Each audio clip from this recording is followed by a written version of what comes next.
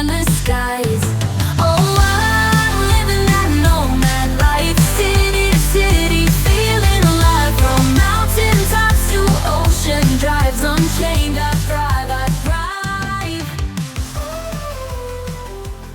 Thank you so much for joining us here on Nomads 50 Plus. My name is Chris Kalaboukis, and it's my mission to interview 1,000 digital nomads. That's right, folks, 1,000 digital nomads on living the life. And today we have a very special guest with us today. Please introduce yourself and tell us about your journey. Well, thank you very much, first of all, Chris. It's really a pleasure for me, and it's kind of a first. First of all, my name is Matteo. As you can hear from my voice, I'm Italian, although I've been living in London for nearly 30 years, so I consider myself... You're a Londoner, for sure. I'm a Londoner, whether you like it or not. My job, I would say, is I'm an entrepreneur. Which means more or less nothing. I've been, my background is An in entrepreneur finance. means you do everything, right? Yeah, It's a bit basically of everything from top to bottom. I see people. That's my job. My background is in finance, and I've been mostly involved into three sectors. One is insurtech, the most boring but probably more challenging.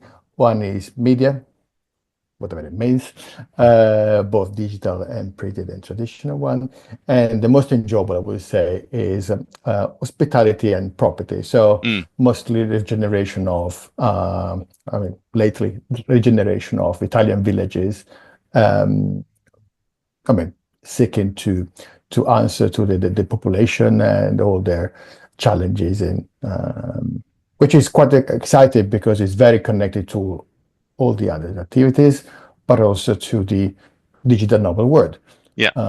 Because that's one of the big stream of business and potential for them. So how did you get into this? Like, what made you decide to become a digital nomad? What drove you into it? Well, I didn't know I was a digital nomad till That's till it a few was. people have said to me, it's like, oh yeah, I guess I am because this is what I do, Yeah. right? Myself and probably, also as a family, we didn't know who we were. As a matter of fact, we thought that was part of our business, moving around the world. For what I do, that meant mostly within Europe. Although just before connecting, I was checking how many countries I've been visiting in the last 2, 3 years. Oh, I'm sure it's a And long list, right? it's kind of a long list, yeah. I do keep track mostly for tax reasons because you got to be careful, Oh yeah. And ended up to be 22. Wow, that's amazing. But that's easy. Considering that Europe, you in a journey you can visit 3 or 4 Yeah. in a Are couple those of mostly days. within Europe? Those countries? Mostly within Europe, but also that includes also the US quite often, and more recently also Canada. So you must Which, have some real interesting tax implications. I'm assuming you're working from all of those countries, right? yeah, I enjoy working from everywhere I go, mostly because I cannot really disconnect from my job. You love it too Although, much. yeah, exactly. And then I don't really know what's my job. It's a You bit of said you're an everything. So entrepreneur. You do everything. yeah, exactly. Plus, I got the awful. It's not awful. It's very enjoyable as well. But custom to write a lot. Mm, I do write my diary, my journal, and I do post quite a lot on LinkedIn, mm, and not just for myself, but also for the company I run. yeah. So I ended up being writing and connecting and commenting and from everywhere, and what I said 24/7. But so I didn't know that's called digital nomadism until a few years ago when a dear friend of mine who is an hardcore backpacker, digital Hmm. nomad, and he has been working in the all the companies that you would associate with this Right. movement. So from WeWork to Selena to all these big brands, Um, I mean, it was pitching to me an idea. I said, well, so then I am a digital nomad, I guess. So I said, well, maybe I just don't wear an Hawaiian, I mean, a There's lots of fancy different shirt. ways to be a digital nomad. That's what some people say to me. It's like, Exactly. well, Yeah. I'm not really a digital nomad because I moved from from the States to Portugal and now I live here. But like you're Yes. still working from both places, plus you Yes, that's continue to travel. So it's what I wouldn't recognize myself as a digital nomad is if that means moving that often, yeah, like every week, or yeah, having like a backpacker life. I yeah. mean, no, Well, I do travel. there's extremes. There's gradations to it, right? There's people Yeah, who have a hub somewhere and they travel all over the place while they're working, and then there's people who do that the extreme. I don't live anywhere. I don't own anything. I got what I have on my back and I go, right? yeah, exactly. I mean, and I would add that recently, for recently, I mean, post-COVID, I mean, with the COVID era, Mm. I would say, I also realized that most of the companies we work with, or even our companies, are effectively remotely managed Oh yeah. and do fit in all the descriptions of the perfect company for a digital node. As a matter of fact, if I should list all the people and the countries we connect from on daily basis, I probably at least touch 5 or 6 different countries and 2 or 3 different languages and 2 or 3 different time zones. And so, yes, I do fit. I do also fit in your target into the 50 plus. Not You bad, don't look nice. like it. No, You don't but look like thank it. you. Yeah, that's the prodigy of filters. I mean, Yeah, filters. yeah, they still haven't invented one for this. But because I'm 50 and a few months old, so I just one of the Just went over the indeed, edge. Just went yeah, over the edge. exactly. So But did you start this off thinking you were building a location independent business, or did it just turn out that what you were doing just happened to be location independent? I think it turned out to be Mm, without without being conscious about it. mm, Um, what for sure has changed quite a lot into the last 3, 4 years yeah, is that we consider ourselves as, I mean, when I mean for us, I mean the different companies we work with, uh, as naturally born as remote and so right. set up to work remotely. Yeah. We do still need to have a hub. Uh, do we care too much about the hub? Yes, from a tax point of view, from Oh a yeah. legal This point of view. it's always back to the government, isn't it? Yeah, exactly. So you If it got to wasn't for the pick, government, we wouldn't need a hub, but yeah, we do exactly. need a hub. Unless you got a big yacht and can run things from there. Yeah, yeah, exactly. But so we decided to keep our London base. Um, I got to add that in my particular case, that was already affected by Brexit. Mm, But that we work a lot with Europe and mostly with Italy. yeah, At a certain point, I had to decide, oh gosh, what am I? I mean, I used to be European Union based. Now, yeah. where I'm supposed to live. Did you think So about moving into Europe before Brexit, just in plenty. case? It's a daily thought. I mean, Mm, it's literally. I mean, you wouldn't. You can probably believe it. It's a constant discussion, open-minded discussion that I do have with my family, with my wife. So we are in London because at the moment that's where we are. yeah, I could probably move permanently with a new hub in Italy, more realistically. yeah, But do I want to move back to Italy right now?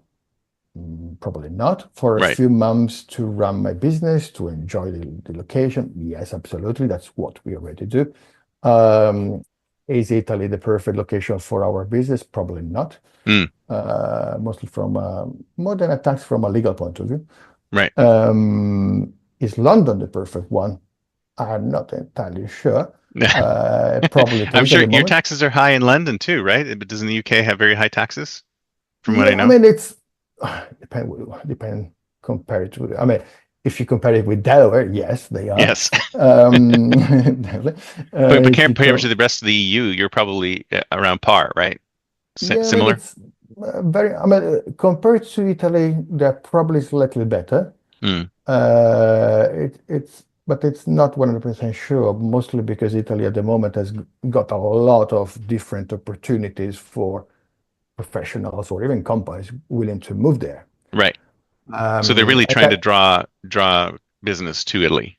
yeah, it turns out that Italy at the moment for high net worth individuals is like an offshore country or very Mm, attractive.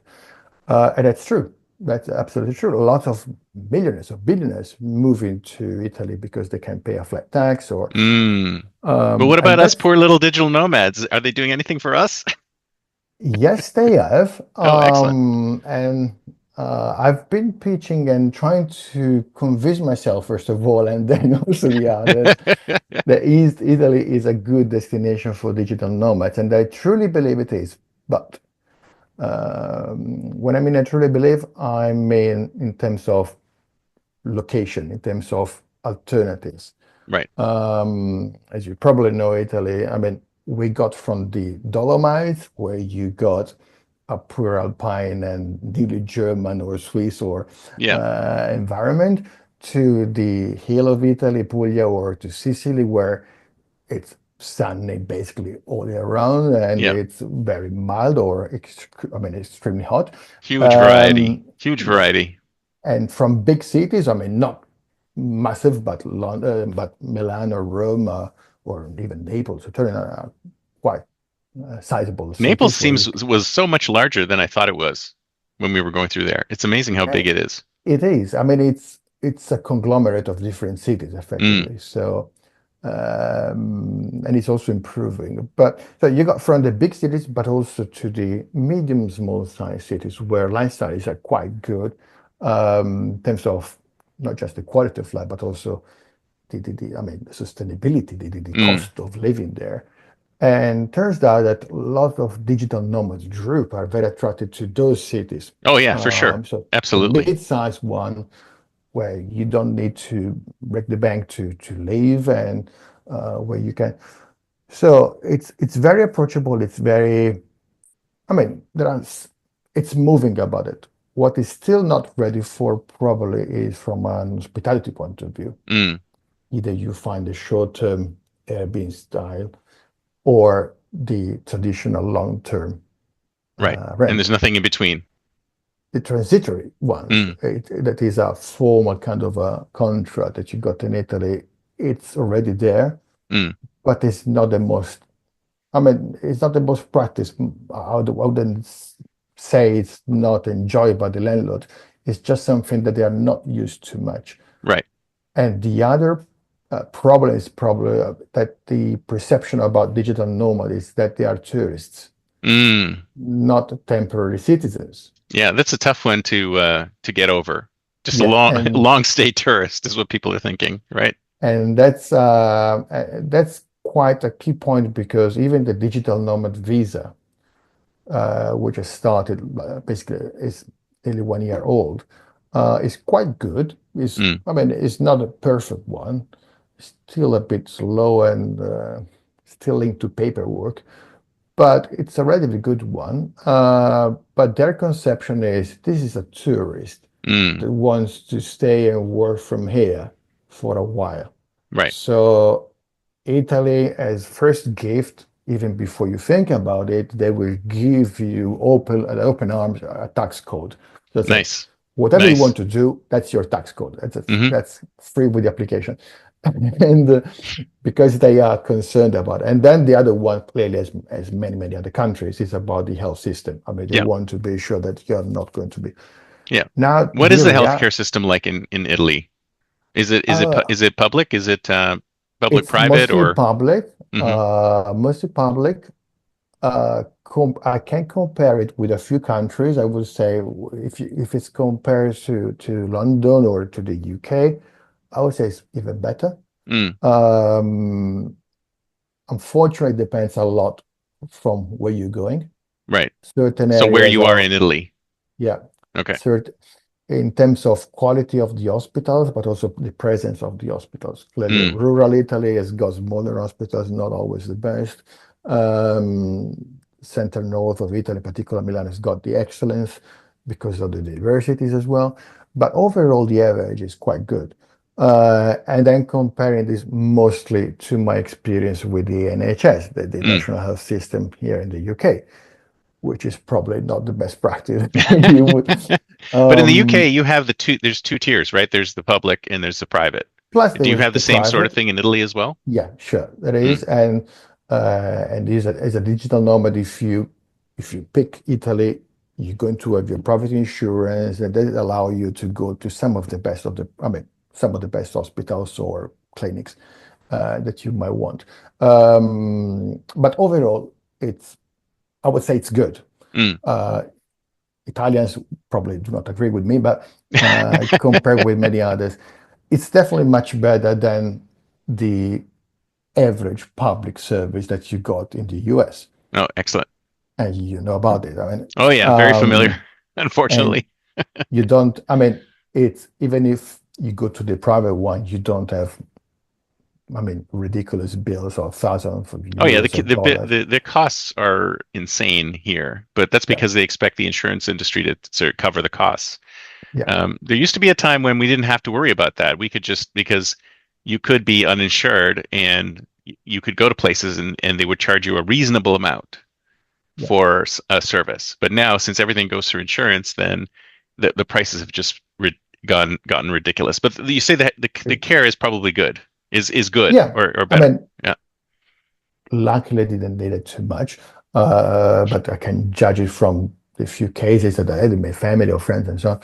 And I also had the chance to witness the treatment that some, I mean, in this case, were British family received. So outside of the free cover, Mm. they were served for free in terms of the emergency.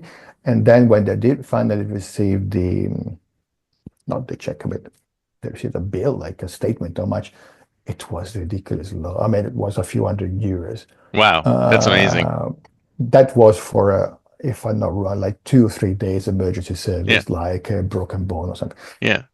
So I basically, think a lot just of the pure Americans call. are they'd have no conception of how inexpensive healthcare is outside of the US, Yeah, right? Because yeah, we it's see huge bills and we think, okay, what if I, break my leg when I'm in Rome? What's going to happen that's to me? It's like the that's probably a case scenario if it's going to yeah. happen there. I mean, if you're lucky to break a bone on the ski slopes in the Dolomites, you're Yeah, probably going to receive probably the world best well, cure the that you best can care have. ever. Not that you want to do that, but that's so. In terms of concerns about, I mean, the health system, and I would say also security in terms of safety, Hmm. I wouldn't be concerned about having an experience in Italy. Right. I mean, if you go in the suburbs, I mean, the not so nice areas in any metropolis, I mean, Oh yeah, it London, doesn't New matter. York, Doesn't matter where you are. and Milan and Rome is there. But consider the areas where I see lots of digital nomads are aiming to, I will be extremely, I mean, okay to say, look, it's safe. You Yeah. can easily go in. And that's also a preconception that I see into the groups or else they do have about particularly Southern Italy, about crime and stuff. It's as long as you act as a normal citizen, I mean, there Yeah. is no real concern. You don't make And yourself a target, but that's the same thing in any city anywhere, right? totally agree. So it's I'm relaxed about suggesting that. What So that's your third business, right? Is building up these or refurbishing these homes in these villages. yeah, Is it? Do you have any recommendations on places for people to go? Like uh, if I was interested in that, because I think there are plenty of people out there who would be interested in that. Like what towns and villages, like where would you say would it's be good?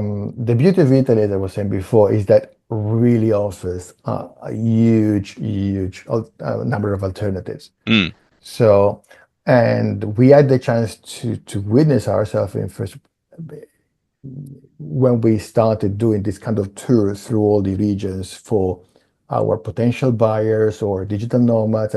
So it's clear that there are solutions for all the different tastes. Hmm. So, for example, if you are into startups, if you are into you work with universities looking for an innovative hub, you don't want to go in the middle of Tuscany. Right. It's it's marvelous. It's a dream come true, but it's kind of a dead place. I mean, Right. it's not really hyperactive. So I would say if I got to give some suggestions, normally when it comes to go to buzzing places where, I mean, full of activities and challenging networks of, I mean, from an entrepreneur point of view, clearly you will look at the big hubs like near Milan or near Rome or Naples, or depending also the sectors.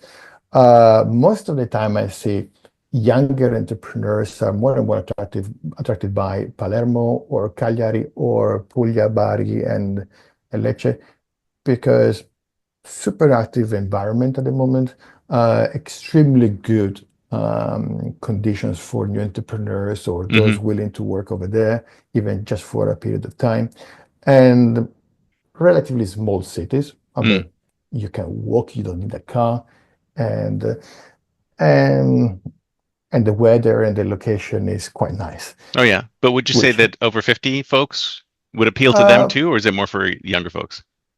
I would say it's probably mostly for younger. Now, when it comes to 50 plus, it really depends what kind of 50 plus you are, Right. because I've seen some in their 60s or even 70s that are probably more active than me. Yeah. And I know. I so, see some of those people every day, especially here in California, where I'm like, wow, you're in your yeah, 90s? I can't believe that. yeah, something in DNA is wrong. So it's for what I've seen, those in their seniors years, let's say, were not that worried about networking, and Mm. I mean they more focus on the quality of lifestyle, low pace, and else. They got plenty of alternatives over here. I mean over there because I'm not now, and but probably they aim into Tuscany, central Italy, Tuscany, Le Marche, in those smaller villages. They enjoy being within a small urban environment, so Mm. not secluded somewhere, but a place where they can enjoy walking to the shop or to the restaurant or whatever, but also have, I mean, all the service that you still need Right. for your And daily then there'd be life. healthcare there too, right? Nearby. Yeah, sure. I mean, I mean, unless you go to the to the top of the mountain, but that's another problem. Well, would you go So, to near the big cities, or where would you where like do you have some towns that you can suggest? well, I've seen that. I mean, Tuscany, as I said, is big in demand. Probably not the south of Tuscany, um, which is amazing. You probably know Siena. Hmm. That part, I mean, Siena itself is a big city, so you can have everything. But in terms of logistics, in terms of moving around, train, and there is no airport in Siena. You got to travel for like a couple of hours. So they tend to be closer to Pisa or Florence if Mm. it's Tuscany. Going down Rome, it's kind of a um, hot spot, but outside of Rome, it's easy. I mean, there is nothing really that attractive in terms of smaller So cities just and so outside on. of Rome is probably a no go. I mean, you want to get there once in a while because it's worth it. Right. Uh, but unless you want to stay in Rome, and that's another. Outside of Rome, I mean, yes, there are smaller cities, but not the typical request, I would say. Mm. Going southern, well, Puglia is really in big demand. Oh, I can Um, imagine. It's beautiful. It's absolutely it's, beautiful. but also because you can, I mean, it's not as California in terms of climate, but if you go there in November, you can still wear just a shirt. Oh yeah, it was nuts. I Or, was in I was in Positano in October, late October, and I'm going, how is it so hot here? yeah, yeah, absolutely. So most of the South, it's really enjoyable for most of the year. And But does that make it more expensive though to no, find a place there? is actually very cheap. I mean, if you go to Positano, Yeah, forget about it. you need to sell your kidney. But I mean, or Capri. I mean, nobody goes to Capri to live. I mean, it's a wonderful spot, but it's not really your digital nomad typical destination. That's for those It's high net worth individuals you were talking about earlier. Yeah, but probably not even for them for other reasons. Ultra high net But worth. exactly. No, I mean, if you love those areas, for example, you can easily go to Cilento. Cilento is the area uh, uh, just south of the Amalfi Coast. Mm, There is an airport in Salerno. There are famous villages, perfect for, I mean, like 10,000 citizens, so big enough to do everything you need. nice. You can buy or rent a place for really a fraction of Amalfi or else. So that's Or just south of the Amalfi Coast, just further down. Yeah, I mean, that's one suggestion. I mean, if you love that kind of, I mean, scenery and that Mm, kind of life, Cilento is like the cheap, affordable, and still standing version of the Amalfi Coast. nice. Maybe just less dramatic in terms of scenery, but still enjoy. On the other side, you got Puglia. Puglia is Hmm. a very long stretch, but if you focus to the southern part of Puglia, so if you look at anything that is south of Bari. Bari is the capital city of Puglia. Yeah. So if you cut Puglia in two, the southern part, which is called Valle d'Itria, where the famous trulli, you probably know those little houses with like hut, Oh yeah, I've seen like those. cones. Yeah, like cones. Yeah, those That's are cool. that's the area. And I mean, very high in demand for five-star resorts and also for boutique hotel or high standard villas. And then going south where Lecce is. Lecce is like it's called the Florence of the South because it's outstanding, it's beautiful. And you know what? It's extremely well served by airport, train. I mean, So you got and airport, train, you got healthcare, and it's yeah, I mean, inexpensive to live. Well, yeah, I mean, I know that quite well because it's one of the areas where we are mostly active with our regeneration projects. Just to give you an idea, if you were to buy, you can buy let's say a two-bedroom house, or just probably 800 square feet or 80 square meters, just good for a couple. You can, I mean, refurbished, so not too with no nightmares. The ballpark figure of 100,000 euros. Oh my God, that is amazing. That's the cost of Sign a me car up. park. Can I buy in- one of those off your site? yeah. But that's true. I mean, clearly you can stretch and spend much more, but do you need to? Not really. Yeah. And and one of these, I mean, a property like this, let's say 100, 120, it's 10 minutes from the very center of Lecce Mm, and 10, 15 minutes from the sea. wow. What else do And you need? 30, 40 minutes, I mean, depending on the traffic and how fast you want to go to the airport and international airport. So they just opened a new flight from, I think it's from New York to Bari. So From New there York is, to Bari. I yeah, love it. it's they just launched it. Was kind of a success, but that's a sign because lots of not just Europeans are buying to stay, not Wow. just.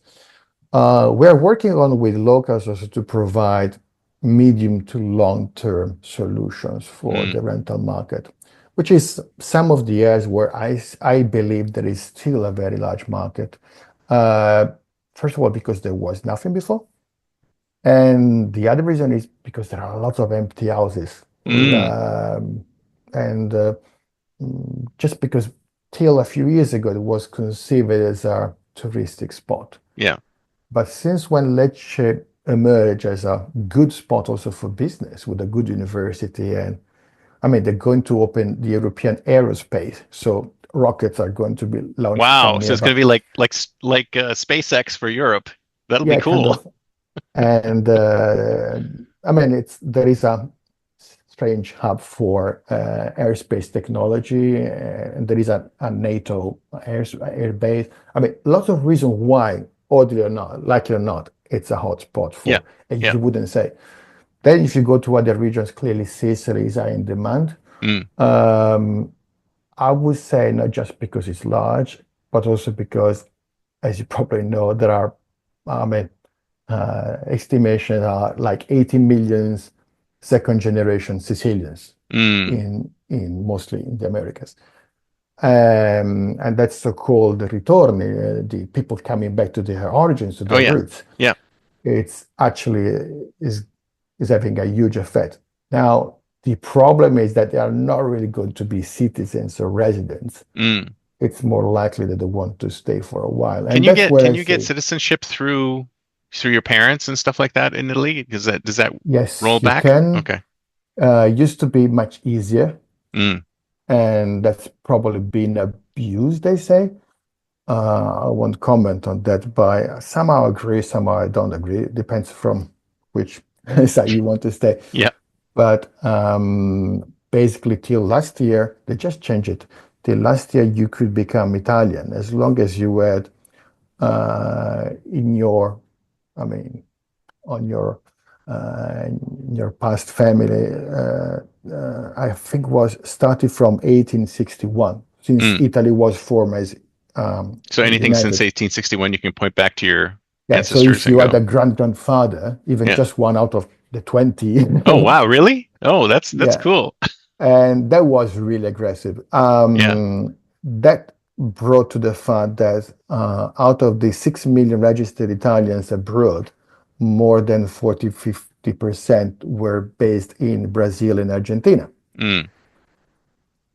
And they start coming back to Europe, mostly to relocate to Spain because of the language.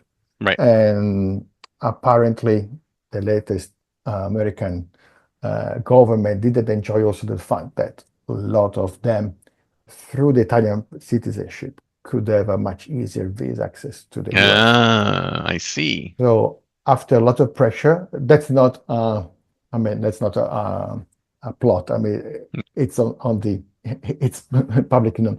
Yeah. That's why eventually last year they changed it. So now you can go only back to your grandfather. So only if you got, if you are the third generation, which is still a massive number of Italians.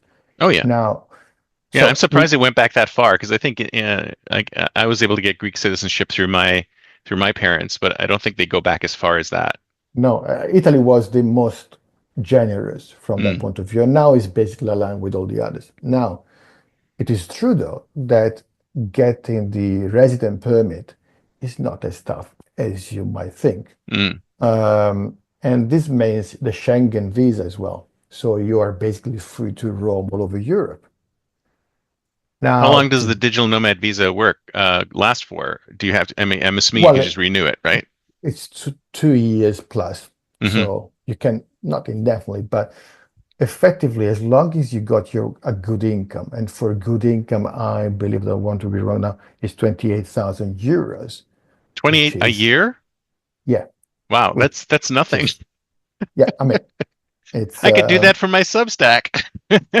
no, exactly. I mean, it's, so it's really generous. I mean, it's, and on top of it, if you're taxed in Italy, you also benefit from a number of exceptions and from deductions. And so effectively, you end up spending, I mean, being taxed at between 20 to 30% top of your gross income, worldwide Wow. income. Even less, depends on the. So it's extremely attractive from Mm. a fiscal and from a lifestyle and from a sustainability point of view. No, I love this. This sounds great. The only thing now, see, the only thing that's bugging me now, because you were talking about some of the remote villages and places like that, is technology, right? How about technology? Because a lot of our Well, digital nomads are, they're content creators. They're always uploading stuff. They're doing live streaming. How's the internet there? look, with a very few exceptions, notoriously top of the mountains, or I could just get Starlink for that, right? that's the point. I mean, it's we did. I mean, that was one of the top, the hot questions, like the big concerns. Oh, there Yes. is no the fiber optics connection. Now, trust me, in all the 20 and more villages we work with, the average connection speed the connection speed we got is above 100 mega. Most of the time it's fiber optic, so it goes to 1 giga, or I mean, so Nice. basically all you need. Excellent. If I tell you the connection I got here in London, I would probably be into the third world countries category. I mean, it's so weak and That's how it so is. I feel that's how it is. I feel sometimes here. It's the same thing. It kind of yeah, varies it goes from 1 gig down to 300, down to, it it's depends on the day. unreliable, it's unstable. Now, that's done mostly because through some European programs, or they managed to put cables more or less everywhere. So as long as your village or town or city has participated to this smart village program that is basically has covered most of Italy, in Mm, particular in the south, you normally got a very good connection. Plus, in remote areas, there is a service somehow similar to the one of Starlink, mostly. I mean, I don't want to be technical because I would probably say a lot of stupid stuff, but basically with antennas, right. so you don't even need a cable to get the So connection. you can get decent connections in these, even Yeah, in yeah. these I mean, remote places. more than good to stream. Plus, I mean, Northern Italy on top of it, as historically, particularly all the apps were also used as apps for communications through the apps and so on. So Mm, wherever you go, you got your huge antenna with 5G, and probably the connection is, as I said, better than the center of a major town. So right. I wouldn't really worry about it. Honestly, if you go to a small remote village, yes, of course, you do have a problem. Right. But in that case, you do have a problem also with your mobile phone. Um, Yeah, wherever but you are, you'll have that issue. even if you go in the middle of Utah desert, or I mean, Yeah. It's like that's people want, it's just funny because it's on the one hand, they want to be in these remote places, but on the other hand, they also want high speed internet, like yeah, just like they had in a major city. It's like yeah. you can't have both, right? Yeah, but going back to the villages that we're working with, that was one of the boxes to take Right. at the top list. I mean, health, connections, I mean, internet connection, and the logistics. And I would say that we never found a problem with any of that. Um, Clearly, I mean, some areas you would expect there are some problems, but Sure. uh, so. Yes, if you go to Sicily, between the valleys, you might be ghosted for like a few minutes, but it's not a concrete problem. I mean, Right.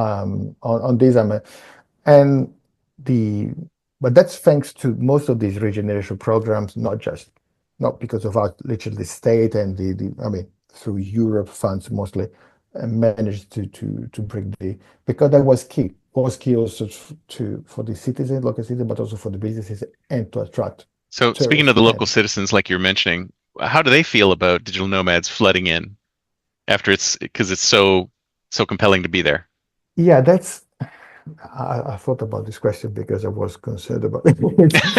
But it's I would say the storytelling, the recent storytelling about digital nomad, particularly Portugal or Spain, or has not reached Italy with the same strength, Mm, but not as much as for the fight against Airbnbs.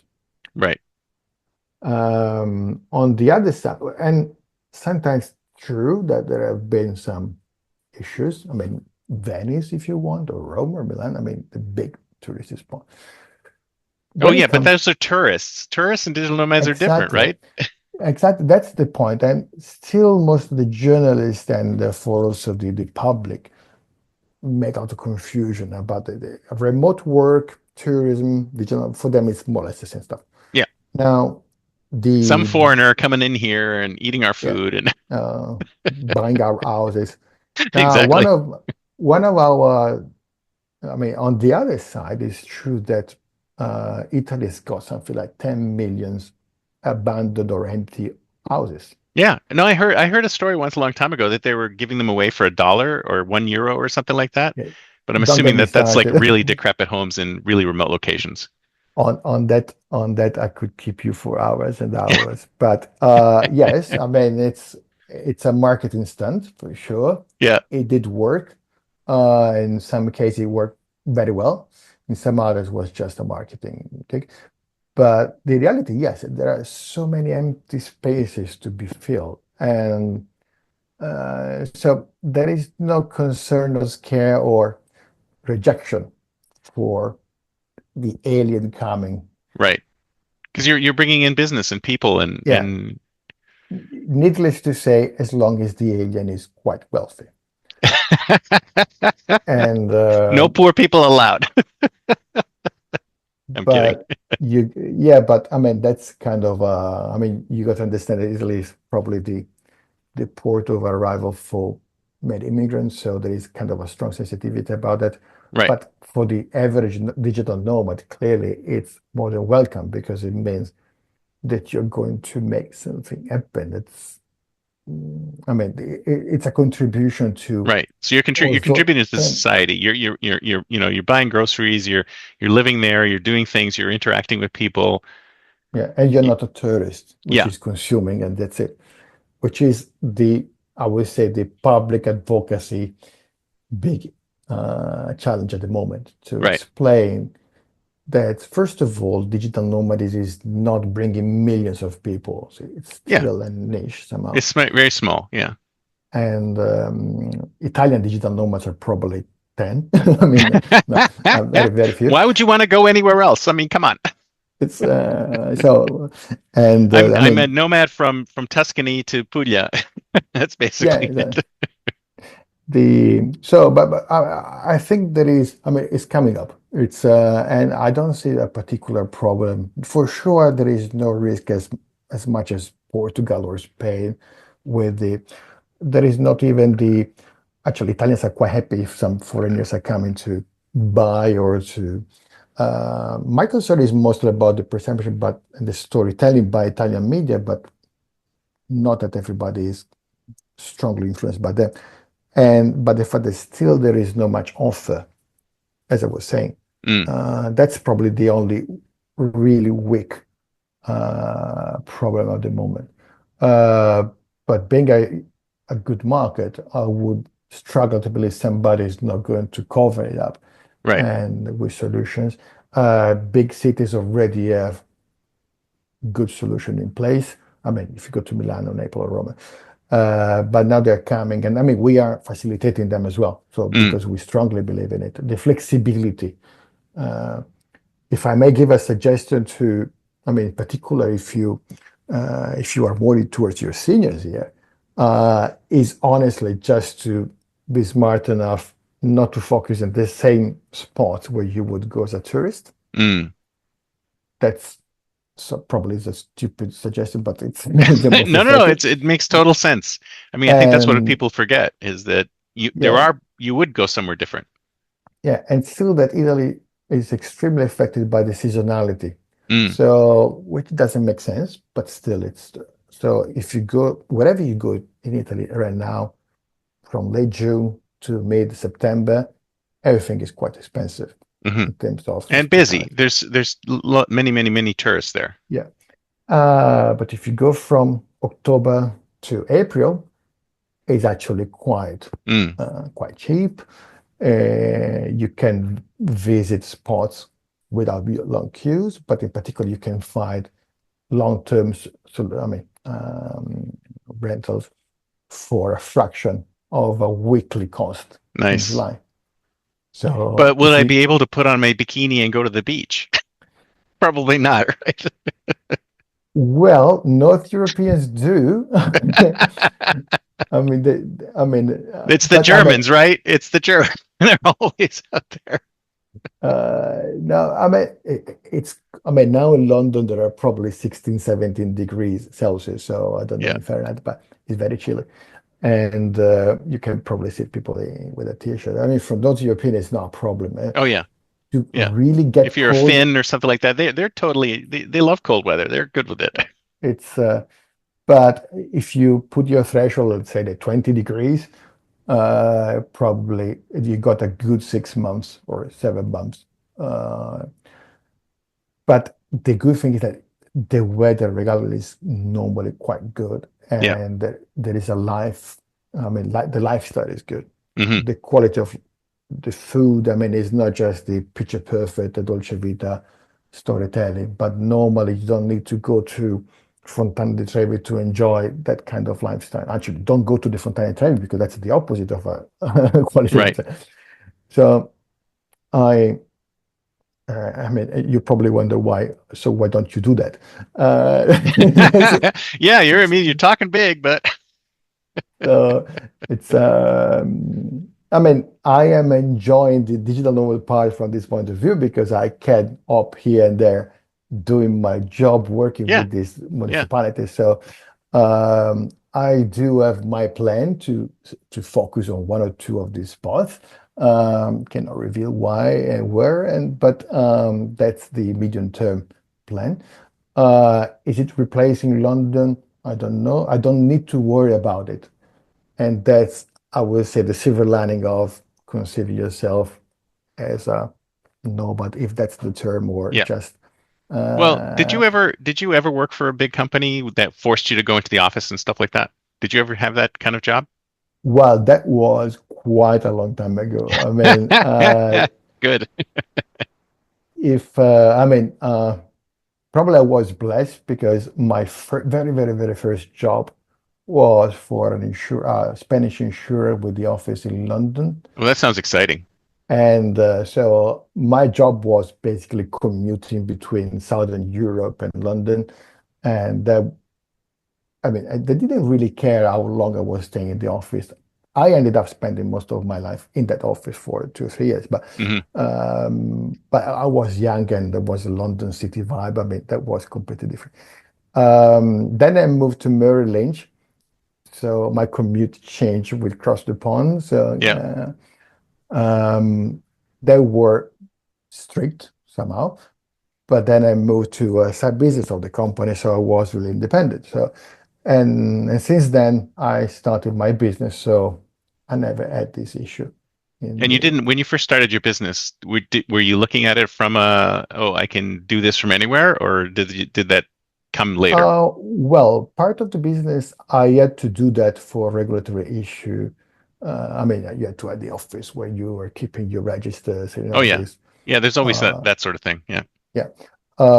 Things change little by little. Let's say between the 2010, from 2010, probably things really start changing quite from the big credit crunch. So after the 2008, Oh yeah. A lot of things things, changed after 2008, but a lot more changed after 2020, right? yeah. And that's, I mean, I mean, going to the office issue, I used to love my office. Mm. There was a Mayfair office. I mean, very British. I mean, Oh, Mayfair is uh, great. That's where I was staying there just the other day. It's yeah, yeah, and about a month then ago. there was this spot where you wanted to run your business Mm. from email for image. Of course. During COVID, I was lucky enough to move my office to literally in front of and enjoying an empty building by myself, or Nice. more like. And I wanted to go to the office because it was one of the privileges of running your own business. I mean, you Hmm. were the essential worker. So, Nice. yeah. And I mean, still the office, I believe, gives you the quiet and I mean, if you got your own office and you got the facilities, Oh yeah. And if you have but kids and also, family, yeah. it's hard to work when they're all around you. So now basically, I don't know where the people working for me or with me are based at the moment. I mean, in theory, we are all based in London, Hmm. but I know for sure that two or three of them are probably in the cloud now. Yeah. I don't even question them about Yeah. it. I just ask them if it's okay for the time zone.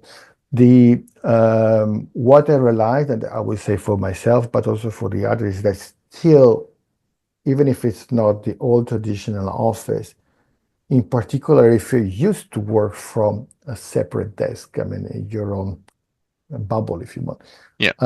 and also, I mean, that's probably for those a little bit more senior, it was still very important. Mm. And I believe it's still kind of important doesn't need to be your office, but to have a place where you can actually, I mean, detach yourself from for a few hours or Yeah. just a couple. Well, that's why it's So good to have like a second bedroom or something like that and just use that as yeah, your office. Like put yeah. your workspace over there and then But your even life just space. the short walk to get there, and that's why, for example, when start thinking about how we wanted to plan those locations we're working on, say, do these villages need a co-working space? They really shouldn't need that Mm. because I mean, but those going there are still seeking a hub where Oh they yeah. could say, I could work from here, I could meet the others, kind of a clubhouse more than an Yeah, office. and you want that interconnection. I mean, you're not Yeah, it's like you're not the reason why you're there is not just because you want to be in Italy. You want to also interact with Italy, right? exactly. And we pushed a lot on this belonging thing. I mean, when we said when we gave a motto to our company, we said, don't just visit, belong. Mm, Just to say, you're not a tourist, whether you live there for a day or a week or 10, 20 years. You want, if you choose to live in this place, you want to belong to it. I mean, exactly. you don't need to know everybody by name as Italians, but you want to, I mean, somehow live the place, live the Yeah. community. It's not like you're not transient. You're not just coming through like a tourist is. You know, Yeah. this is where you live. And that's something where working with Italy, I acknowledge there's a lot of work to be done, which is fine. I mean, we enjoy doing that, and particularly with the municipalities, I see the need of. I mean, when we talk to the local mayors, I mean, they run a small city, so the local mayors is also the bartender sometimes. I Yeah. mean, it's you need to share with them the thing. Look, we are not saviors, but at the same time, we need you to understand what we want coming here. Yeah. So help us to help you. It's not about Yeah, the and it's a money; it's win-win for about everybody. yeah, Everybody wins. literally. So that's the most fun part, I would say, of our business because you see the different. I mean, you can see Italy is really different from place to place. I mean, Mm. that's it's even more extreme than what you got in the US. I mean, yes, the attitude from Eastern Coast to Western Coast is you can Yeah, but drastically everybody's so different. far away from each other. We're all Yeah. so far apart. While if you, I mean, if you went to Italy, you probably notice somehow if you go to uh, not even north and south, but from region to region, the attitude, the welcome, the privacy or the non-privacy they give you. Yeah. It's uh, so for people like me, I mean, I love going to the mountains. I love being a little bit far from the others. Uh, my natural location will be in the Alps. Mm, Uh, and also I mean, for the cool air. So, but I did find myself quite well and welcome and enjoyable at working in Puglia. mm, That's where most of our projects are at the moment. As well as got some difficulties dealing with others. yeah. I will not mention which ones, but it's I would never go back to Milan. Mm. And still Milan is the most international city you got in Italy. So, but it's about this choosing a different pace and also basically make up your own mind, create your own space. And when it comes to more senior nomads, I believe that's even better because I mean, when you're young, probably you got this excitement about visiting the world. I Oh yeah. did that. Uh, I would never take 5 or 6 flights as I used to do when I was 30. Yeah. That was bonkers. Um, I prefer to take a flight per week. It's even less. Even one a week is too much for some people. Yeah, but so it's just a change of pace, but not change of attitude about say, look, I mean, feeling the freedom to say, I can be there. I Mm, can see myself going there. We were talking about Norway. I mean, not everybody wants to move to Norway. And mm. say, well, is it something stopping me from going to Norway? Not really. I mean, it's just a bit.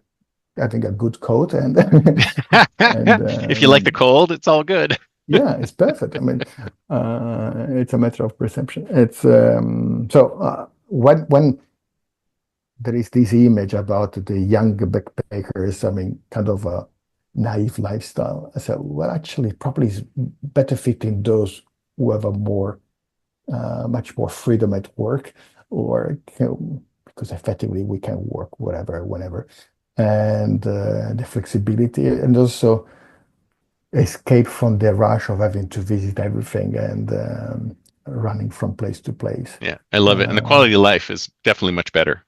Yeah. So this has been great. Thank you so much. And if someone wants to get in touch with you, what's the best way?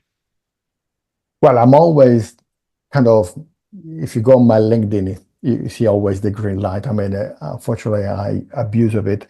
And I do love my new experience with Substack.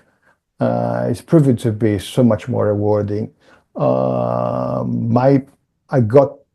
ran 3 pages. I got my personal one, which is kind of my secret spot. But the most active is the one. I mean, we got one for digital nomads. It's called Nomad, as No Magazine, and one for those coming to Italy. It's called ITS Journal. I'm always monitoring it. So if somebody wants to know about these things I've been talking about, ITS Journal, so its journal is the best landing page. And I'm always there. So any connection coming through there, any direct message goes to my mailbox as well. And as I said, my LinkedIn profile as well. So it's super easy. Very cool. So I'll put connected. Excellent. So I'll put the links to everything in the show notes, and I'll definitely check out some of those homes that you have in Southern Italy, because that sounds really super interesting. Yeah, I will try to put some new ones. I eventually forward to you the best one. Have a look. Sounds good. All right, sir. Thank you. Thank you so much. It's been great. Well, it was fun. Thank you. And I will keep following you and enjoy it. And I'll follow you too. See you later. Thank you so much. You take care. Bye-bye.